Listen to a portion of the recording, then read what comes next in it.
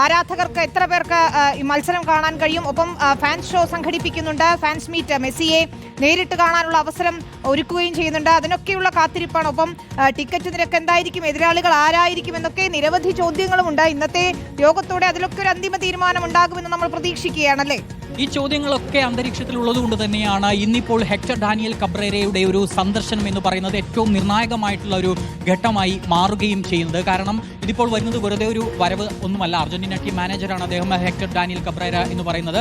അദ്ദേഹം വന്നിട്ട് പല കാര്യങ്ങൾ ഇവിടെ പരിശോധിക്കേണ്ടതുണ്ട്. അതിലേറ്റവും പ്രധാനമായിട്ടുള്ളത് ഇപ്പോൾ ലോക ചാമ്പ്യന്മാരായ സംഘമാണ്, ലയണൽ മെസ്സിയും സംഘവുമാണ്. അവർ അനുഭവിക്കുന്ന സൗകര്യങ്ങളൊക്കെ നമുക്കറിയാം. അപ്പോൾ ആ രീതിയിലുള്ള സൗകര്യങ്ങളൊക്കെ തന്നെയും നമുക്ക് ഇവിടെയും ഒരുക്കി കൊടുക്കേണ്ടതുണ്ട്. ഇപ്പോൾ വന്നു കഴിഞ്ഞതിന് ശേഷം അർജന്റീന ടീം എവിടെയാണോ താമസിക്കുന്നത് ആ ഹോട്ടലിലെ സൗകര്യങ്ങളും കാര്യങ്ങളും ഒക്കെ ഒരു വിലയിരുത്തലുണ്ടാവും. പിന്നീട് ഭക്ഷണത്തിന്റെ കാര്യങ്ങൾ ചോദിച്ചറിയും. ഭക്ഷണം നൽകേണ്ടത് ഏത് രീതിയിലായിരിക്കും എന്നുള്ള കാര്യങ്ങൾ ചിലപ്പോൾ അവർക്ക് നിർദ്ദേശങ്ങൾ നൽകാനുണ്ടാവുമല്ലോ, പല നിർദ്ദേശങ്ങളും അവർക്കും ഉണ്ടാവും. അപ്പോൾ ആ കാര്യങ്ങളൊക്കെ അവർ അറിയിക്കുകയും ചെയ്യും. പിന്നീട് മൂന്നാമത്തെ ഒരു കാര്യം എന്ന് പറയുന്നത് യാത്രാ സൗകര്യമാണ്. ആ യാത്രാ സൗകര്യത്തിന്റെ കാര്യത്തിലും ഒരു വിലയിരുത്തലും ഉണ്ടാകും. അതിനുശേഷമാണ് സ്റ്റേഡിയം. കലൂർ സ്റ്റേഡിയമാണ് ആദ്യം തിരുവനന്തപുരത്തായിരുന്നു പറഞ്ഞിരുന്നത് എങ്കിലും ഇപ്പോൾ അത് കൊച്ചിയിലേക്ക് മാറ്റിയിരിക്കുകയാണ്. അതുകൊണ്ട് തന്നെ കലൂർ സ്റ്റേഡിയത്തെ സംബന്ധിച്ചിടത്തോളം അത് ഫിഫ നിലവാരത്തിലുള്ള ഒരു സ്റ്റേഡിയം തന്നെയാണ്. അതുകൊണ്ട് അക്കാര്യത്തിലൊന്നും ആശങ്കയില്ല. ഇനിയിപ്പോൾ സീറ്റിംഗ് കപ്പാസിറ്റിയുടെ കാര്യത്തിൽ മാത്രമാണ്. അന്ന് അണ്ടർ-17 ലോകകപ്പിന് വേണ്ടി സീറ്റിംഗ് കപ്പാസിറ്റി കുറച്ചിരുന്നു. അപ്പോൾ അത് ഏത് രീതിയിൽ നമുക്ക് വർദ്ധിപ്പിക്കാൻ കഴിയും, അത് സുരക്ഷാ പ്രശ്നങ്ങളൊന്നും ഇല്ലാതെ തന്നെ നമുക്കത് ചെയ്ത് തീർക്കേണ്ടതുണ്ട്. അതിന് ചുരുങ്ങിയ സമയമാണുള്ളത്. പക്ഷേ ചുരുങ്ങിയ സമയമാണെങ്കിലും അത് വളരെ കൃത്യമായി തന്നെയും ഉറപ്പോടുകൂടി തന്നെയും ചെയ്ത് തീർക്കാൻ എന്നുള്ള ഉറപ്പുമുണ്ട്. അതുകൊണ്ട് തന്നെ അക്കാര്യത്തിലൊന്നും യാതൊരു ആശങ്കയുമില്ല. അപ്പോൾ അക്കാര്യങ്ങളും ഒക്കെ തന്നെയും പരിശോധിക്കും. അതിന് മുന്നോടിയായിട്ടാണ് ഇപ്പോൾ കായിക മന്ത്രിയുമായും അതുപോലെ തന്നെ റിപ്പോർട്ടർ ബ്രോഡ്കാസ്റ്റിംഗ് കമ്പനി MD ആയിട്ടുള്ള ആൻഡോ അഗസ്റ്റിനുമായും ഒക്കെ തന്നെയും ഈ പ്രതിനിധി ടീം മാനേജറായിട്ടുള്ള ഹെക്ടർ ഡാനിയൽ കബ്രേര ചർച്ച നടത്തുക. ആ ചർച്ചയിൽ ഈ കാര്യങ്ങളൊക്കെ പ്രധാനമായും ചർച്ചാ വിഷയമായി വരികയും ചെയ്യും എന്ന് തന്നെയാണ്. പിന്നീട് നമുക്ക് അറിയാനുള്ളത് എതിരാളികൾ ആരാകും എന്നുള്ളതാണ്. ആ എതിരാളികളുടെ കാര്യത്തിൽ 2 ടീമുകളാണ് ഇപ്പോൾ ഓപ്ഷനായി ഉള്ളത്. ഒന്ന് സൗദി അറേബ്യയാണ്. കഴിഞ്ഞ ഖത്തർ ലോകകപ്പിൽ അർജന്റീനയെ പരാജയപ്പെടുത്തിയ സംഘമാണ്. വളരെ ശക്തരായ ഒരു സംഘം തന്നെയാണ് സൗദി അറേബ്യ എന്ന് പറയുന്നത്. അക്കാര്യത്തിൽ ആർക്കും ഒരു സംശയവുമില്ല. പക്ഷേ അതിനപ്പുറത്തേക്ക് ഏറ്റവും കൂടുതൽ സാധ്യതയുള്ളത് ഓസ്ട്രേലിയക്കാണ്.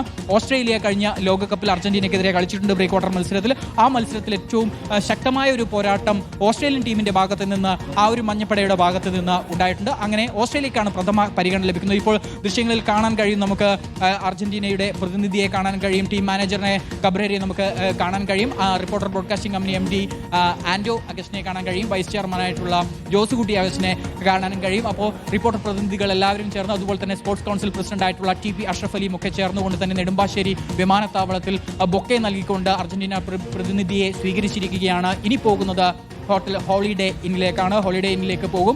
അതിനുശേഷം അവിടുന്ന് ഭക്ഷണമൊക്കെ കഴിച്ച് പിന്നീട് കായിക മന്ത്രി അവിടെ ഉണ്ടാവും. കായിക മന്ത്രിയുമായൊക്കെ ആയിട്ടുള്ള കൂടിക്കാഴ്ച നടക്കും. അതിനുശേഷമാണ് ഈ പറഞ്ഞ വിലയിരുത്തലുകളൊക്കെ തന്നെ ഉണ്ടാകും.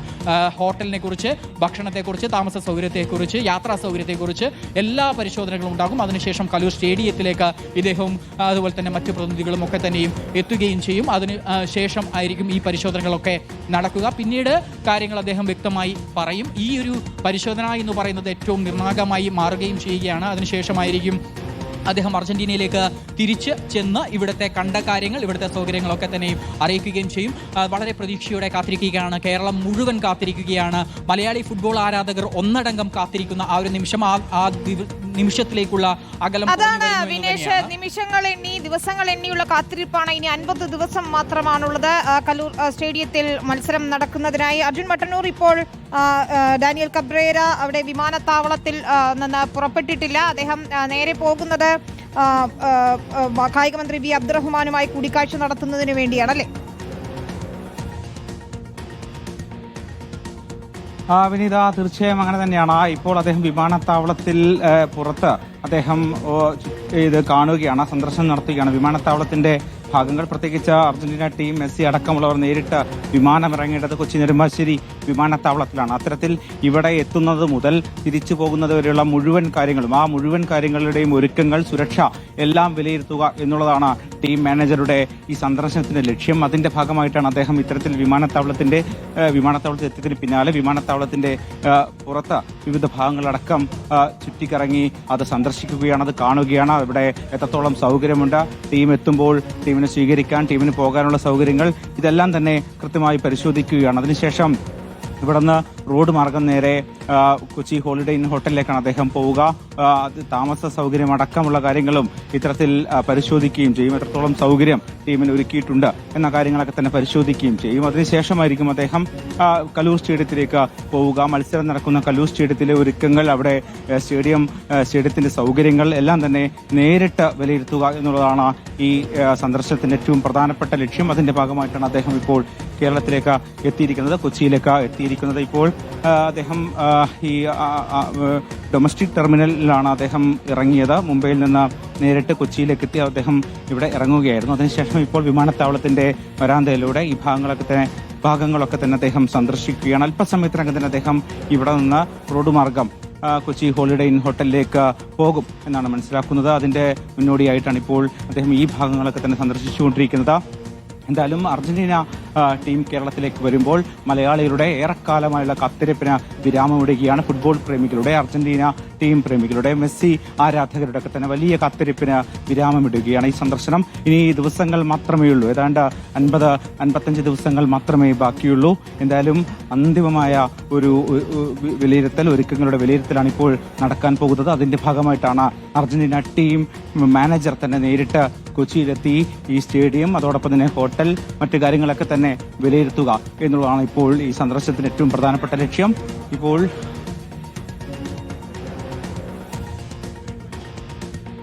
അദ്ദേഹം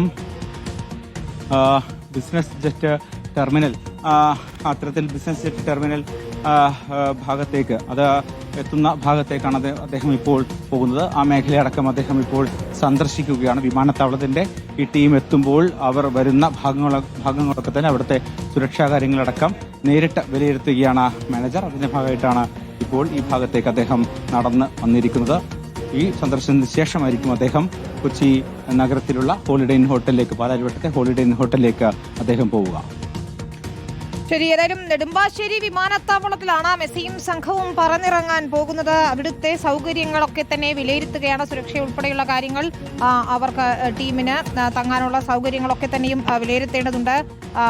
ഇക്കാര്യങ്ങളിൽ കായിക മന്ത്രിയുമായും അല്പസമയത്തിനകം തന്നെ ചർച്ച നടത്തും. ഹോളിഡേ ഇൻ ഹോട്ടലിൽ വെച്ച് reporter broadcasting company MD Anto Augustine, vice chairman Jose Kutty Augustine, sports council president തുടങ്ങിയവർ എല്ലാവരും പങ്കെടുക്കും. ഒപ്പം കായിക വകുപ്പിലെ ഉന്നത ഉദ്യോഗസ്ഥരും പങ്കെടുക്കും. മെസ്സിയെ വരവേൽക്കുന്നതിന് വേണ്ടിയുള്ള ആവേശത്തിൽ തന്നെയാണ് ഫുട്ബോൾ പ്രേമികൾ ഓരോരുത്തരും. അതിന്റെ നിർണായക ഘട്ടമാണ് ഹെക്ടർ ഡാനിയൽ കബ്രേരയുടെ സന്ദർശനം. കേരളത്തിലെ മെസ്സിയുടെയും അർജന്റീന ടീമിന്റെയും, ലോകകപ്പ് നേടിയ അർജന്റീന ടീമിന്റെയും യാത്രയും മറ്റു കാര്യങ്ങളും എല്ലാം ഇതിൽ ക്രോഡീകരിക്കുന്നത് കബ്രേരയാണ്.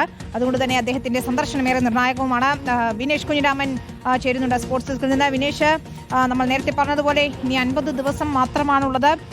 ഇതിൽ കൃത്യമായി ലോകകപ്പ് നേടിയ ടീമിന്, ലോക ചാമ്പ്യന്മാർക്ക് വേണ്ടിയുള്ള സൗകര്യങ്ങൾ, അത് സംബന്ധിച്ച് കൃത്യമായ നിർദ്ദേശങ്ങൾ ഉണ്ടായിരിക്കും, മാനദണ്ഡങ്ങൾ ഉണ്ടായിരിക്കും. അതൊക്കെ തന്നെയും പാലിക്കപ്പെടേണ്ടതുണ്ട്. അത്തരം സൗകര്യങ്ങളൊക്കെ തന്നെയും ഏതാണ്ട് ഒരുക്കുകയും ചെയ്യും. അക്കാര്യങ്ങളിലൊക്കെ തന്നെ തീരുമാനമായിട്ടുണ്ട്. അതൊരു വിലയിരുത്തുന്നതിലേക്ക്, അല്ലെങ്കിൽ അതെല്ലാം ഓക്കെ ആണെന്ന് ഉറപ്പിക്കാൻ മാത്രമാണ് കബ്രേരയുടെ സന്ദർശനം, അല്ലേ?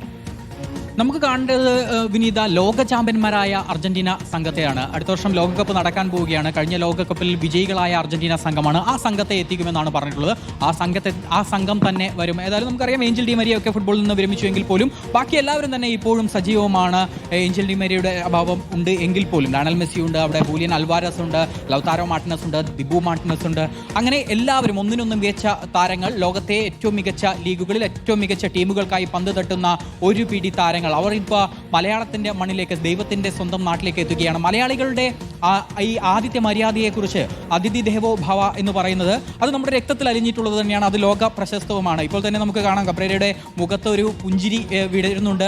അത് ഏതായാലും ആ സൗകര്യങ്ങൾ, ആ അതിഥി സൽക്കാരത്തിന്റെ കാര്യത്തിൽ നമ്മൾ ഒരിക്കലും പിന്നോട്ട് പോകാറില്ല. അതാണ് നമ്മുടെ ഒരു ചരിത്രം എന്ന് പറയുന്നത്. ഏതായാലും ആ രീതിയിലുള്ള സ്വീകരണമാണ് ഒരുക്കുന്നത്. ഈ ഒരു സന്ദർശനം എന്ന് പറയുന്നത് ഏറ്റവും നിർണായകമായി മാറുകയും ചെയ്യുകയാണ്. നമുക്ക് എതിരാളികളായി ആര് എന്നുള്ളൊരു ചോദ്യം കൂടിയുണ്ട്. ഒരു 3 വർഷം പിന്നിലേക്ക് നടക്കുകയാണെങ്കിൽ 2022 ലോകകപ്പിൽ, അന്ന് പ്രീ ക്വാർട്ടർ മത്സരത്തിലാണ്, റൗണ്ട് ഓഫ് 16ലാണ് ഓസ്ട്രേലിയക്കെതിരെ ഒരു മത്സരം നടക്കുന്നത്. ആ ഓസ്ട്രേലിയ ഇപ്പോൾ ലോക റാങ്കിങ്ങിൽ 25ാം സ്ഥാനക്കാർ.